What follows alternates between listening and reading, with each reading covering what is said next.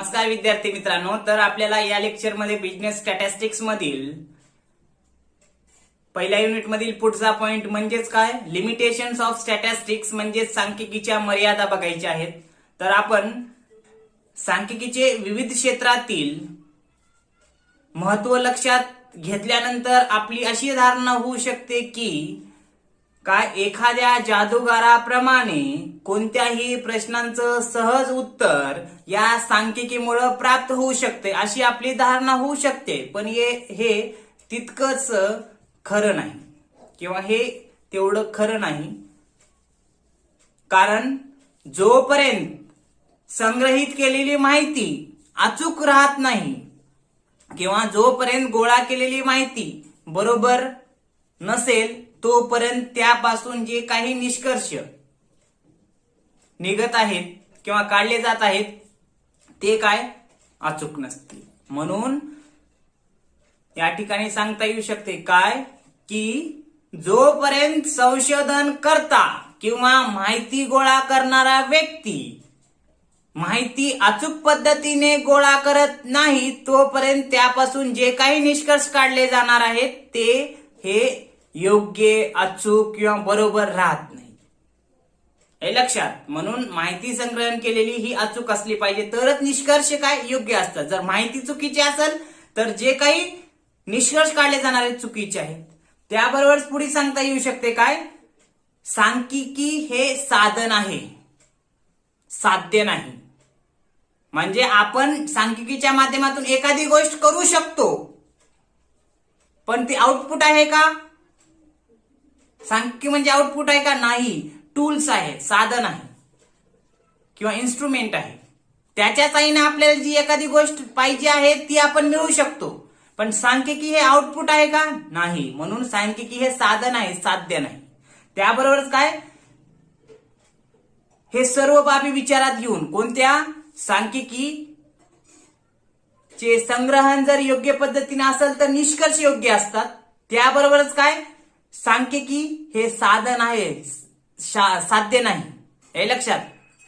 म्हणून सांख्यिकीच्या माध्यमाने एखादी एक गोष्ट आपण करू शकतो पण जी गोष्ट पाहिजे आपल्याला ती भेटणार आहे का, सांख्यिकी आहे का, ती नाही. म्हणून या ठिकाणी सांगता येऊ शकते काय, सांख्यिकी हे साधन आहे, साध्य नाही. त्याबरोबरच काय, जर माहिती बरोबर असेल तर निष्कर्ष, हे लक्षात. प्लॅनिंग अॅक्युरेट असेल तर रिझल्ट पण चांगला येणार आहे, म्हणजे आउटपुट पण चांगलं भेटणार आहे, हे लक्षात. पण पूर्वी जर चुकीची बाब असेल तर शेवटची म्हणजे आपण म्हणू शकतो पायात जर चांगला नसेल तर जे काही शिखर आहे ते चांगलं असणार आहे का, नाही ना. त्याच पद्धतीनं सांख्यिकी काय, हे जरी साधन असलं तरी ते साध्य नाही. म्हणून काही सांख्यिकीच्या मर्यादा आहेत, लिमिटेशन्स आहेत, हे लक्षात. आता त्या मर्यादा कोणत्या, तर बघा, पहिली मर्यादा, सांख्यिकी वैयक्तिक घटकांचा अभ्यास करत नाही किंवा करीत नाही. पहिला पॉइंट, सांख्यिकी वैयक्तिक घटकांचा अभ्यास करीत नाही. म्हणजे सांख्यिकी हे एका व्यक्तीचा अभ्यास करत नाही, तर सांख्यिकी सामूहिकरित्या, एकत्रितरित्या एकापेक्षा जास्त व्यक्तींचा अभ्यास करत असते.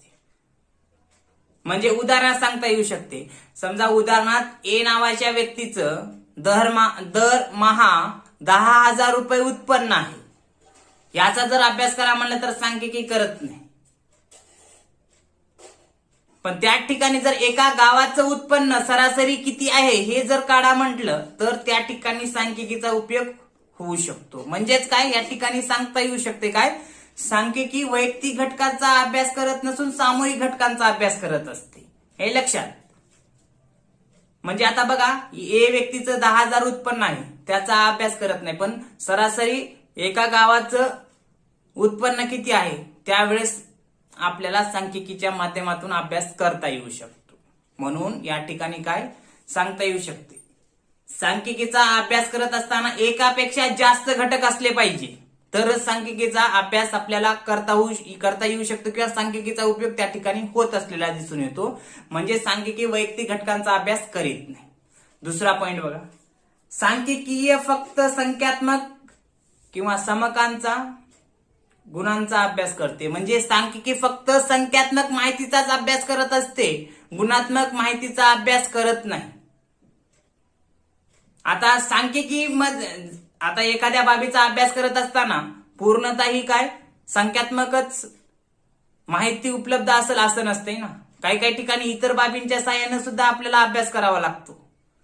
पण सांख्यिकी हे असं शास्त्र आहे की या शास्त्राच्या माध्यमातून काय संख्यात्मक माहितीचाच अभ्यास केला जातो. त्यासोबतच काय सांख्यिकी मूळतः एक शास्त्र असून हे फक्त वस्तुस्थिती आणि संख्या यांच्याशी संबंधित आहे. जे ऍक्च्युअल कंडिशन आहे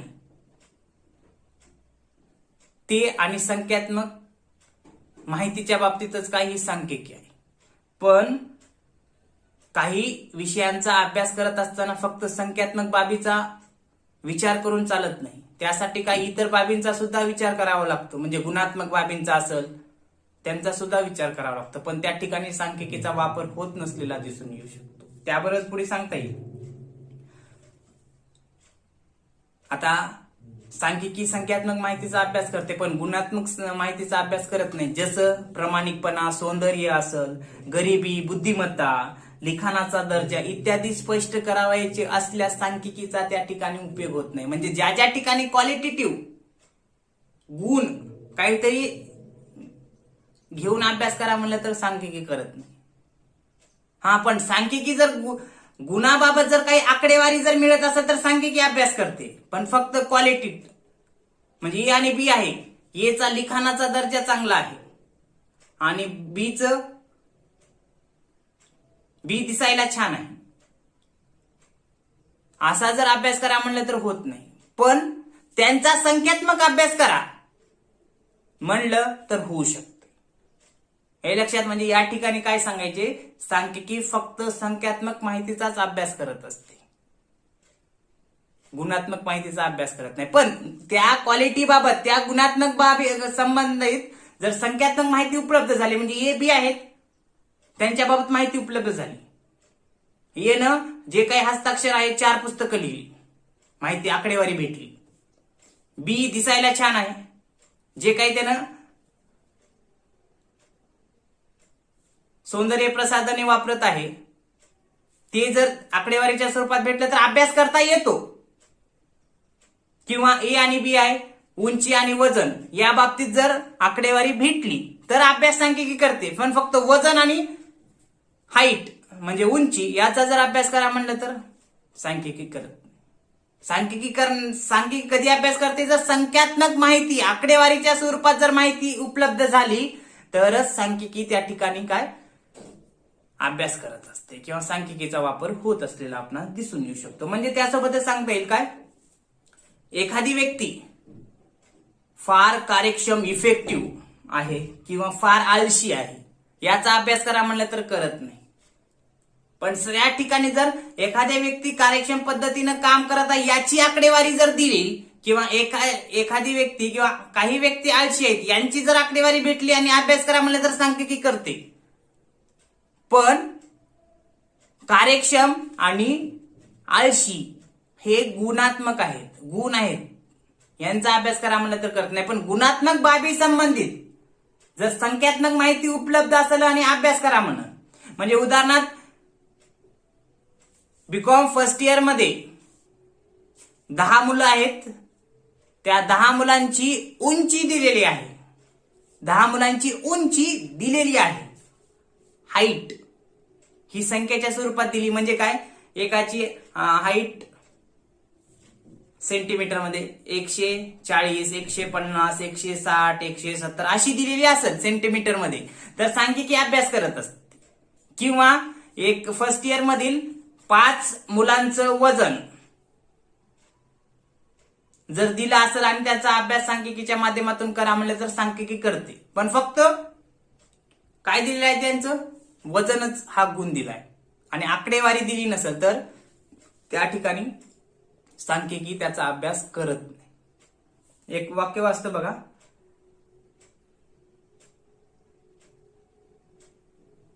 थोडक्यात आंधळेपणा, हुशारी, कार्यक्षमता व प्रामाणिकपणा अशा गुणांचा अभ्यास सांख्यिकी करत नाही.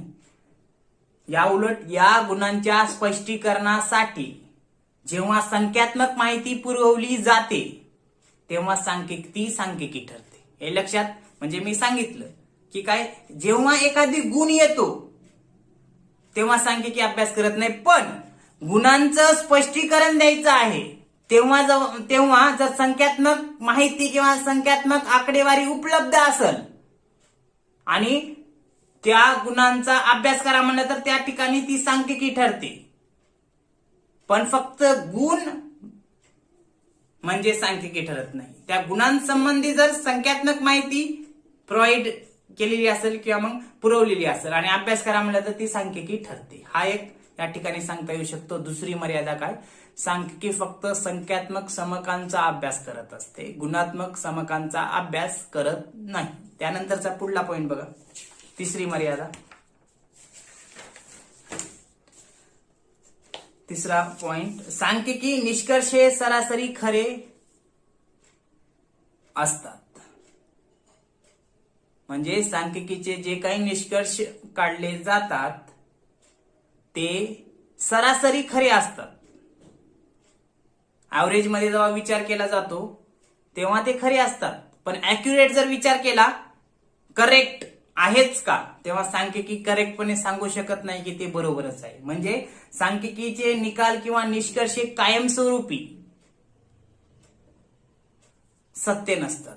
म्हणजेच काय या ठिकाणी सांगता येऊ शकते, सांख्यिकी विशिष्ट परिस्थितीमध्ये सांख्यिकी हे सरासरी काय, सांख्यिकीचे निष्कर्ष हे खरे किंवा सत्य असतात विशिष्ट परिस्थितीमध्ये. म्हणजे काय, उदाहरणामध्ये मागणी आणि पुरवठा. विशिष्ट परिस्थितीचा जर विचार केला तर काय, विशिष्ट परिस्थितीमध्ये मागणी वाढू शकते, पुरवठा वाढू शकतो, किंवा काही काही वेळेस काय मागणी घटू शकते आणि पुरवठा सुद्धा घटू शकतो. जेव्हा पुरवठा वाढतो तेव्हा काय मागणी वाढूही शकते किंवा मागणी कमी होऊ शकते. म्हणजे विशिष्ट परिस्थितीमध्ये जेव्हा मागणी आणि पुरवठ्याचा विचार केला असता तेव्हा जर संख्यात्मक माहिती उपलब्ध करून दिली असेल आणि सांख्यिकीचा अभ्यासातून निष्कर्ष काढा म्हणलं तर काय करता येऊ शकतं, ते सरासरी खरे असतात, पण विशिष्ट परिस्थितीमध्ये सांख्यिकीचे काय निष्कर्ष किंवा मग जे काही निकाल असतात ते सत्य असतात. इतर वेळी कायमस्वरूपी त्याचे निष्कर्ष किंवा निर्णय किंवा जे काही रिझल्ट किंवा असतात ते सत्य नसतात. त्यासोबतच परिस्थिती बदलली की या सांख्यिकीचे निष्कर्ष बदलत असतात. उदाहरणामध्ये सांगता येऊ शकते, गणितामध्ये एखादी जर रिझल्ट आपण काढला, एखादी सूत्र ठेवून जर एखादी किंमत जर आली ती परमनंटली तेवढीच राहते. पण या सांख्यिकीचं असं नाही, परिस्थिती बदलली की याचे निष्कर्ष सुद्धा बदलत जातात. म्हणून ही एक मर्यादा सांगता येऊ शकते की सांख्यिकीय निष्कर्ष हे सरासरी खरे असतात पण कायमस्वरूपी नसतात. हे लक्षात. त्यानंतरचा पुढला पॉइंट बघा, सांख्यिकीचे नियम हे परिपूर्ण नसतात. जे काही सांख्यिकीचे नियम असतात, जसं भौतिकशास्त्र, रसायनशास्त्राचे नियम आहेत, तसं सांख्यिकीचे नियम हे काय परिपूर्ण नसतात. म्हणजे तंतोतंत अॅक्युरेट, करेक्ट हे सांख्यिकीचे काय नियम हे परिपूर्ण नसतात. कारण सांख्यिकी ही पूर्णतः काय सरासरीवर अवलंबून आहे. सांख्यिकीचे निष्कर्ष हे विशिष्ट परिस्थितीमध्ये लागू होत असतात. मग त्या ठिकाणी काय सांगता येऊ शकतो की सांख्यिकीचे निष्कर्ष हे सार्वभौम खरे ठरतीलच असे नाही. कारण सांख्यिकी ही संख्यावर अवलंबून असते आणि संख्या बाबतीत जे काही निष्कर्ष किंवा जे काही निकाल देत असते हे विशिष्ट परिस्थितीमध्ये सत्य असते. पण इतर शास्त्रांचा जर विचार केला, रसायनशास्त्र, भौतिकशास्त्र, वनस्पतीशास्त्र, वैद्यकीय शास्त्र, यामधील नियम हे परिपूर्ण असतात, तंतोतंत बरोबर असतात. पण सांख्यिकीचे नियम हे तंतोतंत बरोबर असतीलच असे नाही. त्यासोबतच पुढे काय सांगता येईल, ते सर्वसाधारणपणे सत्य विशद करतात जे सरासरीच्या जवळ असतात. बऱ्याच वेळा सांख्यिकीचे निष्कर्ष स्थळ व वेळेनुसार बदलू शकतात.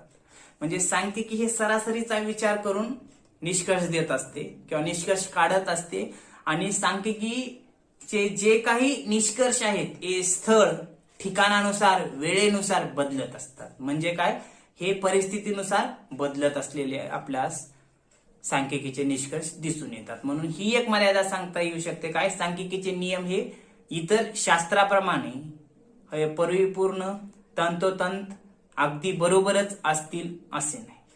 त्यानंतर पुढचा पॉइंट, सांख्यिकीचा दुरुपयोग होऊ शकतो. आता बघा, सांख्यिकीचा दुरुपयोग होऊ शकतो म्हणजे सांख्यिकीचं संग्रहण केलं जाणार आहे, डेटा कलेक्शन केला जाणार आहे कुठून तरी. कोणता तरी व्यक्ती डेटा किंवा माहिती काय ती आकडेवारी गोळा करणार आहे.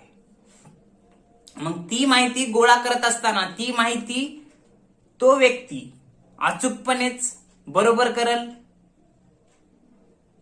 याची गॅरंटी आहे का? म्हणजे उदाहरण द्यायचं असेल, जे सर्वे करायला लोक येतात ते सर्वे करायला आलेले लोक घरामधील प्रत्येक घरासमोर जातात, त्यांना घरातील मेंबर वगैरे हे इतर माहिती विचारतात.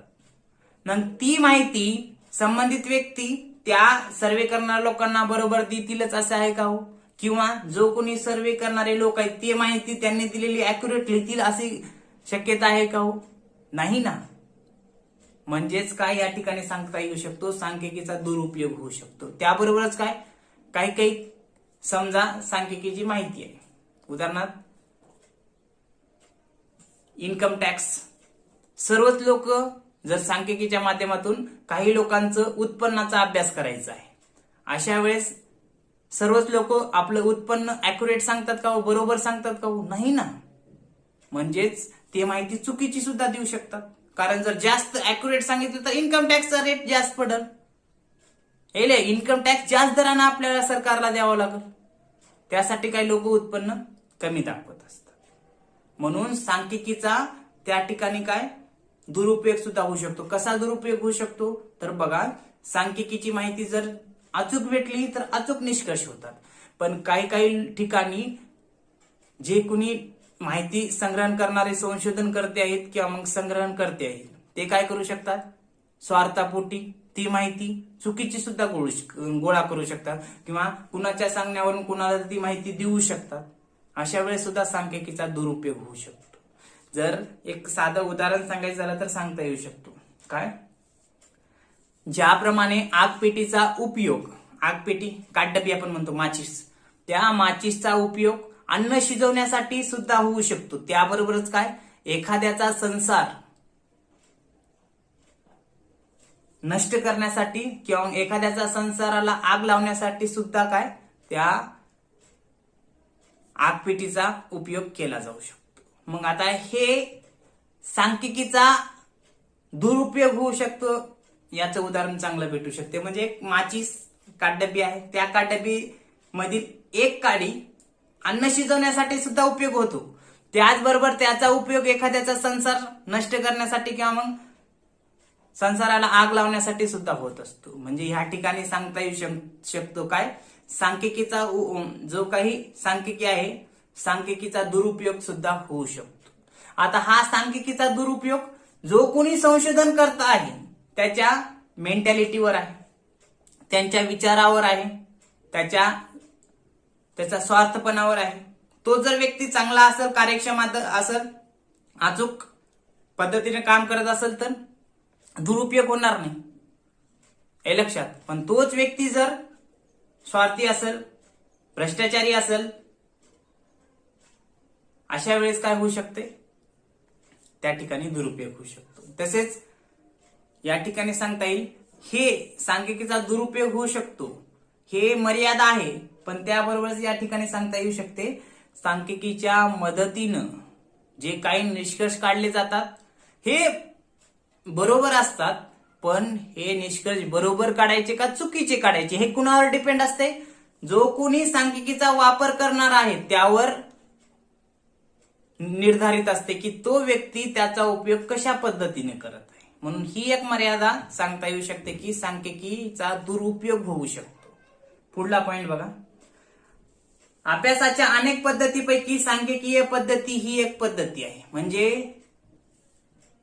पुढचा पॉइंट 6 नंबरचा काय, शेवटचा पॉइंट, अभ्यासाच्या अनेक पद्धतीपैकी सांख्यिकीय पद्धती एक पद्धती आहे. म्हणजे काय, आता आपण बघतो स्टडी करताना डिफरंट टाइप्स आहेत, डिफरंट मेथड आहेत. वेगळा एक विषय घेतला की त्याची मेथड वेगळी, दुसरा विषय घेतला की मेथड वेगळी. हे लक्षात, म्हणजे वेगवेगळ्या विषयांचा अभ्यास करत असताना किंवा बऱ्याच नवनवीन विषयांचा अभ्यास करत असताना काय त्या ठिकाणी नवनवीन पद्धती आपल्याला दिसून येत असतात. म्हणजे स्वतंत्र पद्धती आहेत प्रत्येक अभ्यास करण्याच्या. मग सांख्यिकी ही काय आहे, अनेक पद्धतीपैकी एक पद्धत आहे. हे लक्षात. जसं की आपण पाहू शकतो काय, गणितामध्ये एखादी किंमत काढत असताना वेगवेगळ्या पद्धती आहेत, तसंच सांख्यिकीमध्ये वेगवेगळ्या पद्धती आहेत. मग सांख्यिकीच्या माध्यमातून एखादी निष्कर्ष काढलेला सत्य असेलच असे नाही ना. मग या ठिकाणी काय केलं पाहिजे की दुसऱ्या पद्धतीचा वापर करून या सांख्यिकीनं जे काही निष्कर्ष काढले आहेत ते बरोबर आहेत का नाही हे पडताळून पाहिलं पाहिजे. म्हणजेच सांख्यिकी ही अनेक पद्धतीपैकी एक पद्धत आहे आणि या सांख्यिकीनं जे काही निष्कर्ष किंवा निकाल दिलेला आहे आकडेवारीच्या माध्यमातून, तो निष्कर्ष बरोबरच असेल असं सांगता येऊ शकत नाही. आणि तो जर निष्कर्ष बरोबर आहे हे जर आपल्याला खरं किंवा खोटं पाहायचं असेल तर त्याची पडताळणी आपल्याला इतर पद्धतीनं करून घ्यावी लागेल. म्हणजेच या ठिकाणी काय, सांख्यिकीचा निष्कर्ष जर इतर मेथडनं किंवा इतर पद्धतीनं जर आपण पडताळून पाहिलं तर सांख्यिकीचा निष्कर्ष बरोबर आहे किंवा योग्य आहे किंवा अचूक आहे किंवा चूक आहे का, कमतरता आहेत का, उणीवा आहेत, या निष्कर्षामध्ये आपल्याला सांगता येऊ शकतात. म्हणजेच या ठिकाणी काय, ह्या सांख्यिकीच्या एवढ्या मर्यादा सांगता येऊ शकतात. कोणत्या कोणत्या हो, सांख्यिकी हे संख्यात्मक समकांचा अभ्यास करत असते. सांख्यिकी हे वैयक्तिक घटकांचा अभ्यास करत नसून सामूहिक घटकांचा अभ्यास करत असते. त्यासोबतच काय, सांख्यिकीचे निष्कर्ष हे सरासरी खरे असतात, निष्कर्ष विशिष्ट परिस्थितीमध्ये. त्यानंतर पुढचं सांगता येईल, सांख्यिकीचे नियम हे परिपूर्ण नसतात. जसं की इतर रसायनशास्त्र, भौतिकशास्त्राप्रमाणे जे काही नियम, सूत्र म्हणजे फॉर्म्युले असतात त्याप्रमाणे ह्याचे तंतोतंत किंवा परिपूर्ण नसतात. त्याबरोबरच सांख्यिकीचा दुरुपयोग सुद्धा काही व्यक्ती करू शकतात. तसंच सांख्यिकी ही एक अनेक पद्धतीपैकी एक पद्धत आहे. एवढ्या काय सांगता येऊ शकतात, सांख्यिकीच्या मर्यादा आपण थोडक्यात सांगता येऊ शकतात. त्याबरोबरच पुढल्या लेक्चरमध्ये आपण यानंतरचा पॉइंट घेऊ. ओके.